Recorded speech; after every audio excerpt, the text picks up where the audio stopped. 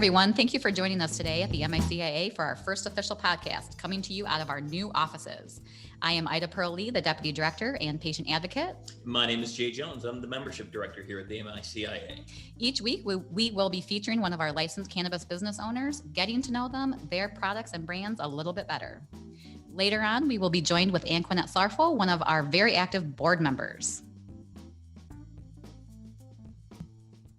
Here joining us today is our Executive Director, Robin Schneider. Thank you so much for joining us today. Thank you. We just want to talk to you real quick, ask you a couple questions, beginning our new podcast. We know we've started off a busy year with our move recently. Why did you decide on the move? Well, as our organization is growing quickly and, we're right about to 300 members and we needed bigger space for all of us.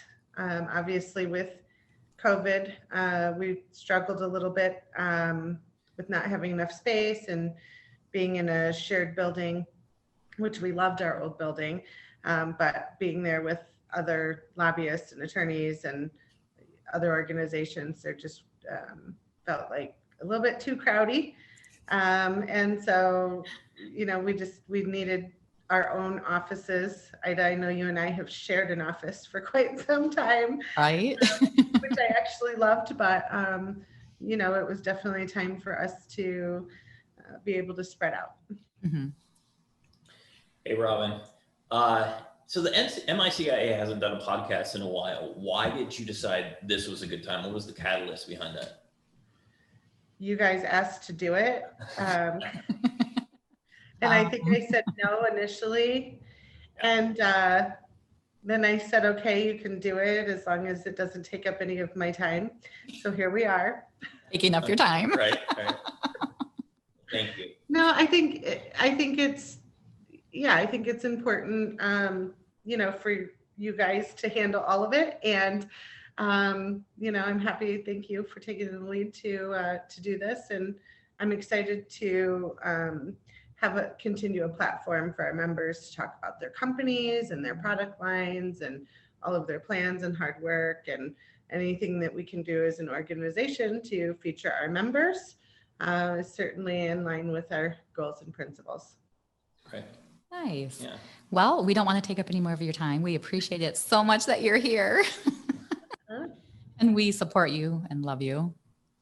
I love you too. All right. Good luck with the podcast, everyone. Thank you. Thanks. Talk to you later. Bye. Okay. And now I would like to introduce our very own Anqunette Sarfoh to our first podcast. Q, thank you so much for taking the time to be with us today. I know your schedule is very busy and it's extremely valuable. Thank you. Thank you for having me. When you came out publicly as a medical marijuana patient, your voice sent a ripple effect throughout the cannabis movement. Why did you decide to come forward? Well, I had been advised by my doctor that working in a high stress environment of a TV station wasn't the best for my condition. In his words, his job was going to put you in a wheelchair. That's what he said.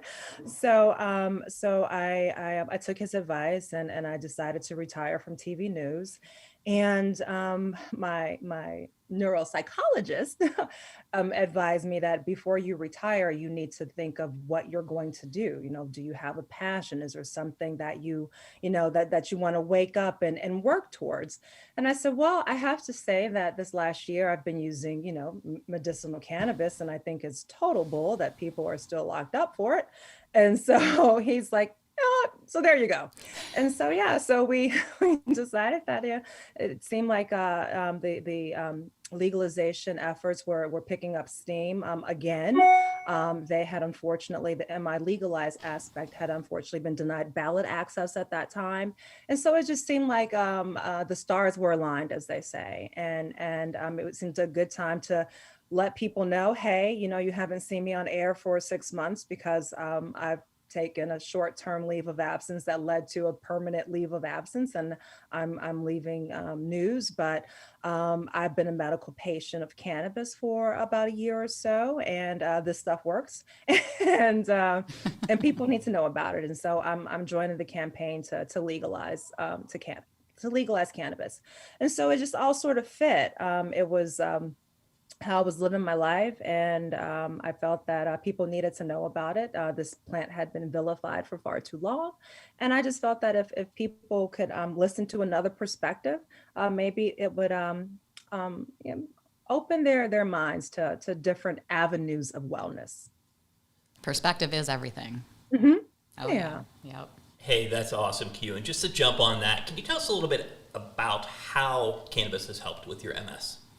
Sure. So when I was first diagnosed, I went from taking no medications to taking 9 medications, including one medication that cost $90,000 a year. I mean, my insurance paid for it, but still, the sticker price was $90,000 a year, which was insane.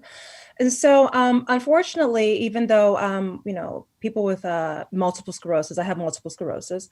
And so people with multiple sclerosis now have about a dozen or so disease modifying treatments. They're not cures. They're disease modifying treatments designed to slow the progression of your disease. So unfortunately for me, I was on the disease modifying drug and a disease modifying treatment. And it made me really, really sick, to the point where I had to be taken to the hospital several times because I could not stop throwing up. And so they would pump me with morphine and muscle relaxants, intravenous muscle relaxants. And after the 3rd trip to the hospital, my husband said, "Smoke a joint." And so he was like, "Aren't you trying to go to the hospital? Why don't you just smoke a joint?" And so I smoked a joint. And granted, I had smoked a joint before, but never for relief. Right. Okay. You know? So I smoked a joint, and sure enough, I wasn't nauseated. And what was shocking to me was that my headaches went away instantly. I could time my headaches. 10:30 every morning, I would have a headache. And so my headaches went away, but most importantly, it gave me energy. Multiple sclerosis causes severe fatigue, to the point where I was up to 90 or 80 milligrams of Adderall a day, which is insane. And so, and I could still go to sleep. But yeah, so it actually gave me energy, so I did not need to use so much Adderall, and that was just really shocking to me. So I was able to wean myself off of all 9 medications. I also changed my diet. I tell people that I also changed my diet. But I was able to wean myself off of all 9 medications. And so I use diet and cannabis and exercise lifestyle changes to treat my multiple sclerosis. Wow, good for you. Good for you. That's amazing. It is amazing, absolutely. I understand you recently released a product line. So exciting. Can you tell us a little bit of the history behind Qulture? Yeah, well, when I went public with my diagnosis and with how I treat my diagnosis, I had people reach out to me, and I had a couple of people reach out to me who needed help in navigating the cannabis landscape. It's a lot to understand. And so I became a caregiver. And so I make, and I still am, I can't be a caregiver because I'm involved in the commercial aspect of the industry right now. But before that, I was a caregiver. And so I would help people make everything from capsules to suppositories to pain creams to, do we do like a 20-to-1 CBD THC ratio? You help people figure out all of these things. And so I was just, I'm making capsules at home by the hundreds. And so my friend said, "Why don't you just go ahead and just, sell this stuff?" And I was like, "Well, I don't know." And so, and looking at a lot of different options and also looking at the different cannabinoids and how they help people with other conditions, It looked like it was a go. So I spent the last couple of years developing a line of products that aren't just CBD, because while CBD is wonderful, it's just one of over 100 cannabinoids that we're learning about. And what's really interesting to me is diabetes research. My mother has diabetes, and so I started treating her diabetes with CBD, because Wow. she's super sensitive to THC, Okay. as are a lot of older people. And so, but we found that in getting her on a CBD regimen, it's helped her blood sugars, and it's helped her blood pressure. And so, but the blood sugar was a big one, because she was on a lot of insulin. Like, she was up to 90 units of insulin a day. And I was like, Ma, that's so much insulin. So now we're down to about 30, on a good day, 20.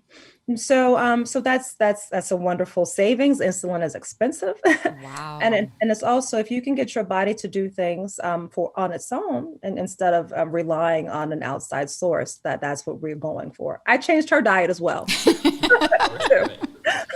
But and yeah, and she walks in her basement, even if it's just in circles. She has to walk 15 minutes a day.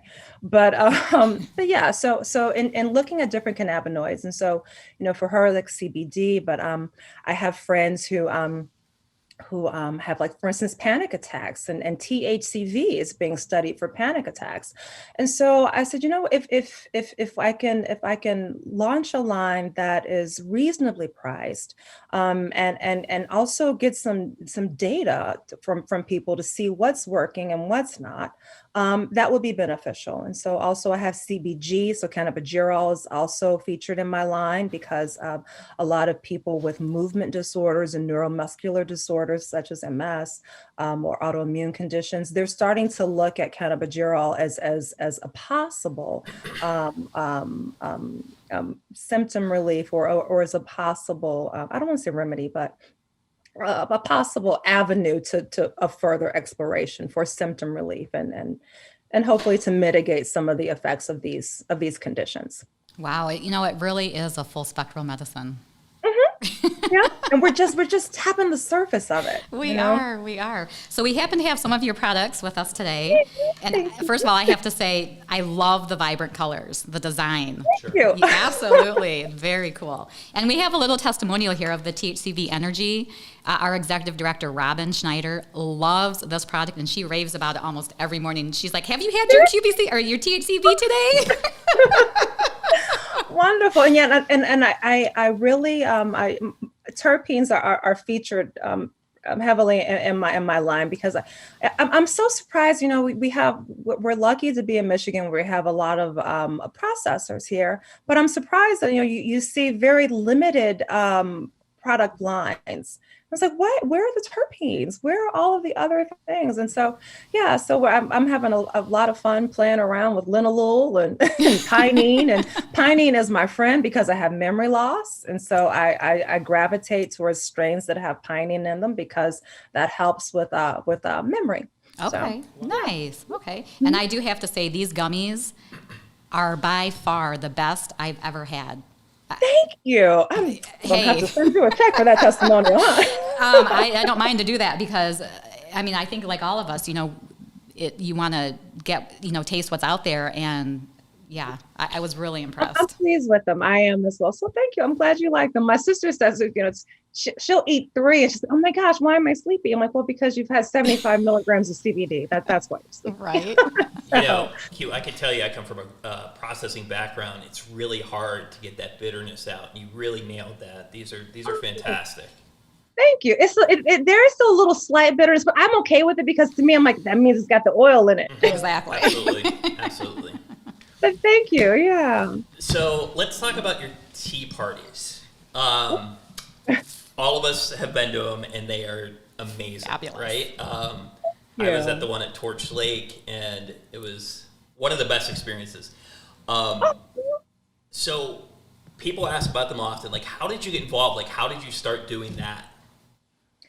Well, as Quentin Tarantino says, what good artists create, great artists steal. Sure. So, about years ago, O Magazine had a story about a tea party in California. Sure. And this was before it was like, I think it was even before adult use became legal here in Michigan. And I just saved that article and I said, if I ever have the chance to do something like this, I'm going to do it. And so as a thank you to the supporters of my previous provisioning center, we did an in-person a tea party at the Cannabis Council in downtown Detroit. Nice. And so we had cannabis infused food, but most importantly, we had a cannabis nurse. And I feel that as someone who I got I got an education when I became a patient, because I was just amazed at how much falls through the cracks, and also just how unfortunately ineffective healthcare can be. Mhm. And so when I would go to my doctors and say, hey, I've gotten off of all these medications. And by the way, I'm taking a couple of puffs off of a vaporizer. I'm not even smoking the joints anymore. Wow. Right. And he's like, well, I'm okay, but why don't you take some more Adderall? And you're like, oh, gosh, come on. So I wanted people who have medical questions to have the opportunity to ask those questions of a medical professional. Sure. And so we have a cannabis nurse there who can guide people on the use of this medication, at least somewhat, and also help them talk to their doctors about it, because I really believe that doctors should be involved in this. We need their expertise, but it's been difficult to get them to come on board. Mhm. And so we have a nurse up there, and so Kathleen Graham is the cannabis nurse, and she was at my first tea party. And so from there, it was a great success, and then I started doing them at a bud and breakfast in Detroit, and just as a way to get people, mostly women, to get them more comfortable with the plant. Mhm. And so we would, I would break out my Puffco and my Volcano, and Right. we'd roll some joints, and I'd have infused sugar and CBD tea and infused honey and infused oils. And so I would help them learn how to use cannabis either in food or as a topical, or to inhale it, just to sort of get them a little more familiar with using a plant-based medicine. And so we did that up until COVID. I did those monthly in Detroit at the Copper House in Detroit up until COVID. And so after the Torch Lake Tea Party, one provisioning center, Greenstem in Niles actually, asked me to consider converting it to a virtual format. So we've spent the last 5 months trying to figure out how to do that effectively. And I'm really grateful and thankful to the 16 provisioning centers that have partnered with me on this effort to put out kits, because I'm not a licensed cultivator right now. So I have no access to metric tested product. So thank you to those 16 provisioning centers and counting that have partnered with Qulture kits, and they've put them on their menus. And so whether you want to be at the tea party or not, if you're intimidated by the whole provisioning center atmosphere, if you walk in, you don't know what to do or where to go, just say, hey, can I have a Qulture kit? And that kit will have flour, an edible, a grinder, an informational pamphlet on how to use it, CBD tea in case you get too high and you need to come down. Wow. Yeah, everything. And so I'm so grateful that provisioning centers are partnering with me to get those out to people. And then if you want to have one around the tea party time, you can also order one for around the tea party time, and we can all open our kits together, sip our Motor Sit tea. And we'll talk about every month we'll talk about a health topic. So this month we're talking about show yourself some love. So we're talking about how to use cannabis to ease stress, help with sleep, and deal with anxiety and depression, because there are lots of different ways and different things people need to be mindful of if they're trying to use cannabis to help those conditions. And so we want to be a resource for them. And what I love about it is that it's free, thanks to Select. Select is also partnering with me on that. So anyone can attend the Qulture tea parties. That's a Zoom link. So just sign up at qultureclub.com. We send you a link, and at 7 o'clock on the last Thursday of every month, we will help you end your month on a high note. So. Nice. So I gotta tell you, and I'm sure Ida will agree, I've been all over the country to cannabis events. It's literally in my top 3 events that Tea Party went to. I learned, it's crazy. I learned so much from it. So do you know any dispensaries people can get those at home? Like any that you want to give a shout out to? Sure. Well, in my little area here, we have Green Genie in Detroit. We have Utopia Gardens in Detroit. We have Sticky Detroit. We have Sticky Ipsy. We have Huron View in Ann Arbor, the Home of Medicine in Ann Arbor, Herbology, because they're connected with Select. So all Herbology stores in Michigan have Qulture kits. All the way up in Houghton, Northern Specialty Health, they have them. Oh, let's see, Edgewood Wellness in Lansing, Greenstem in Niles, Baco Farms in Flint, Michigan Organic Solutions in Flint, Premier Provisions in Big Rapids. I drove to all these places this weekend, by the way. Wow. So I feel like I'm forgetting someone. I hope I'm not, but if so, please forgive me. But Niles, Kalamazoo, yep, that's Herbologies, the 3 Herbologies. Yep. I think that is everybody, I hope. The power of THCV right there. Exactly. That's so exciting. Right? Yeah. I did have some this morning. Fantastic. Awesome.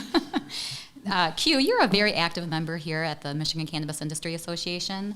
What made you become a member? Well, we were the ones that fought really hard, weren't we?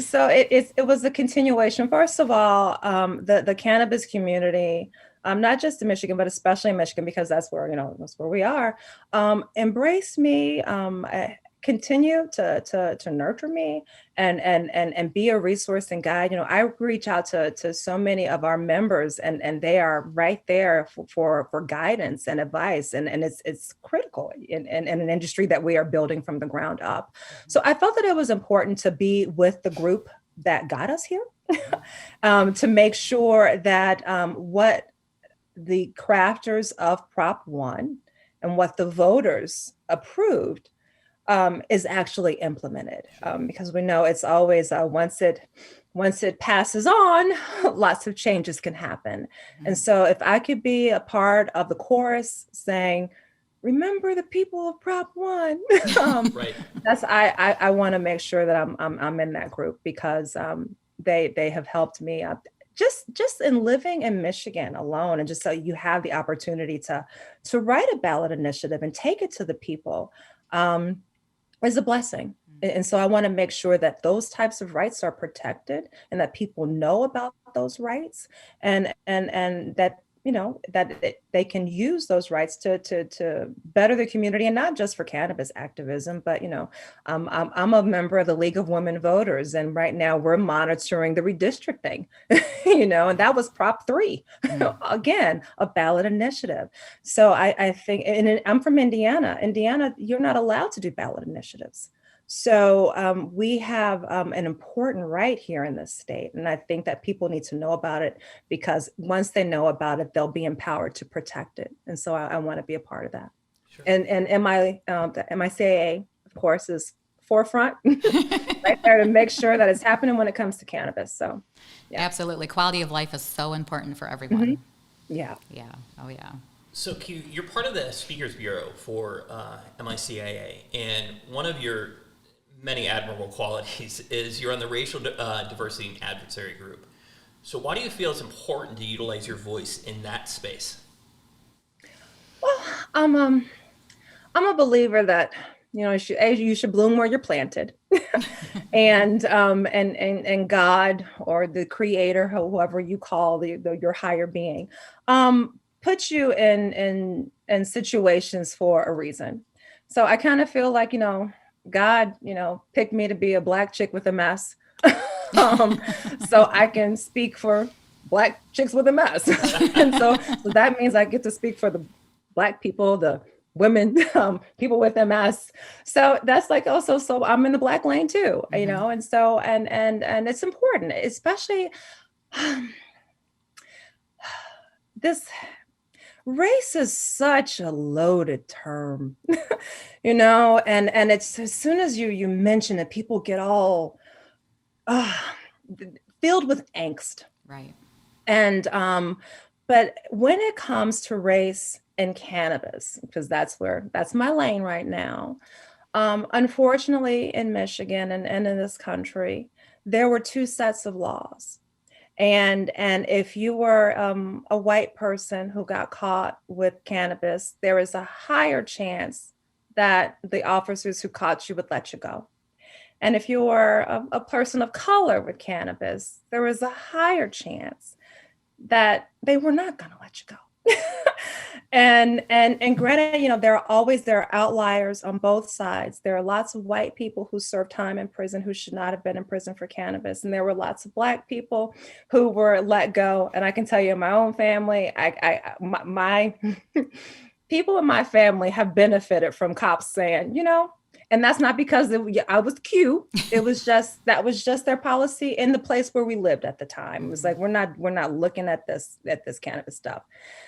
Laws shouldn't be a crapshoot based on where you live and which cop is having a good day or not. And unfortunately, that's what happened here in Michigan. So Michigan's own statistics have shown that if you were a person of color, you were up to 4 times more likely to be arrested for it. And that's not right. People of Michigan said that's not right. And the people of Michigan said, you need to make up for what you've done to people in communities of color. So the law made it racial, plain and simple. And you can't get around it.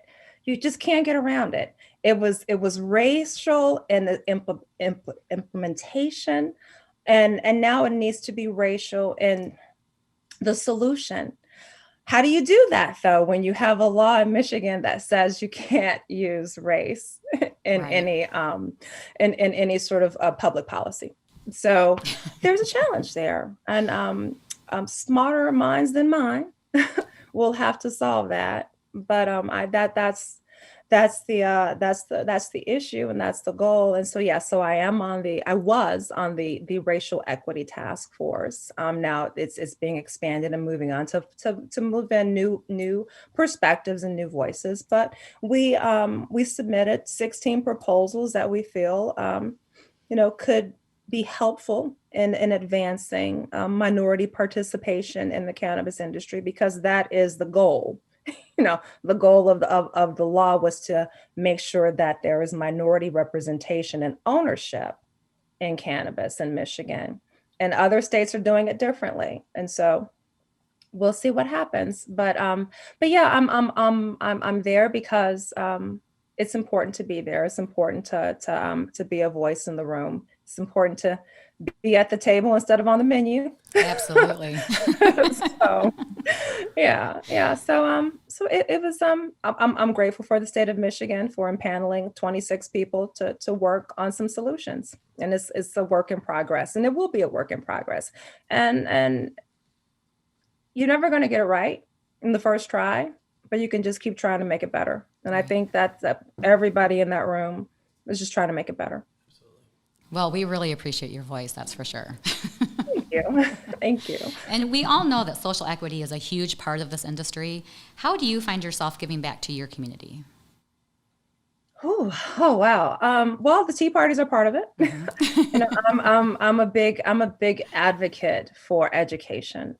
And so I give back as being a resource for trusted, I hope trusted, cannabis information. My Facebook page is open, as people know. I answer questions on Facebook all the time to provide resources to people to navigate how to use this as plant-based medicine. So that's one. As I build this company, I'm looking at, what type of products can I offer that, again, would have to come with education, because no one knows how to use these products.